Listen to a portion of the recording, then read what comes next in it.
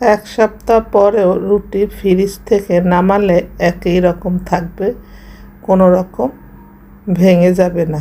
আমি যে নিয়মে রুটিগুলো ফ্রোজিং করছি সে নিয়মে আপনারাও করে নিতে পারেন।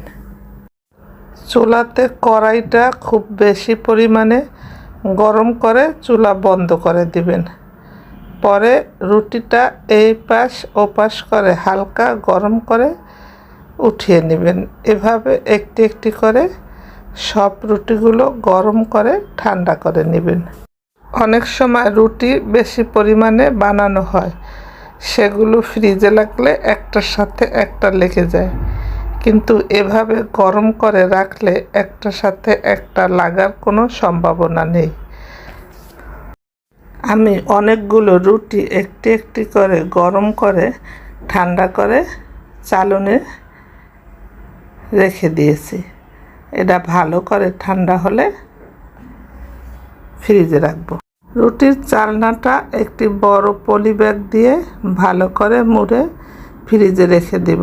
1 সপ্তাহ 10 দিন পর ঠান্ডা করে ভেজে নিলে রুটি একই রকম হবে। 1 সপ্তাহ পরেও রুটি ফ্রিজ থেকে নামালে একই রকম থাকবে, কোনো রকম ভেঙে যাবে না।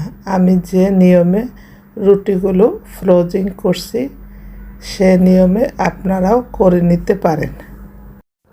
চুলাতে কড়াইটা খুব বেশি পরিমাণে গরম করে চুলা বন্ধ করে দিবেন। পরে রুটিটা এই পাশ ও পাশ করে হালকা গরম করে উঠিয়ে নেবেন। এভাবে একটি একটি করে সব রুটিগুলো গরম করে ঠান্ডা করে নেবেন।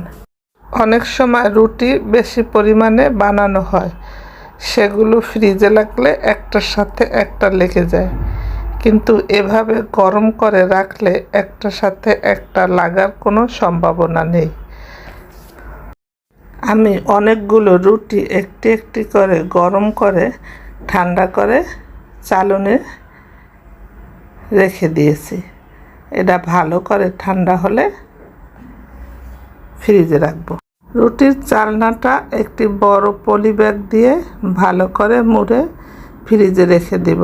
1 সপ্তাহ 10 দিন পর ঠান্ডা করে ভেজে নিলে রুটি একই রকম হবে।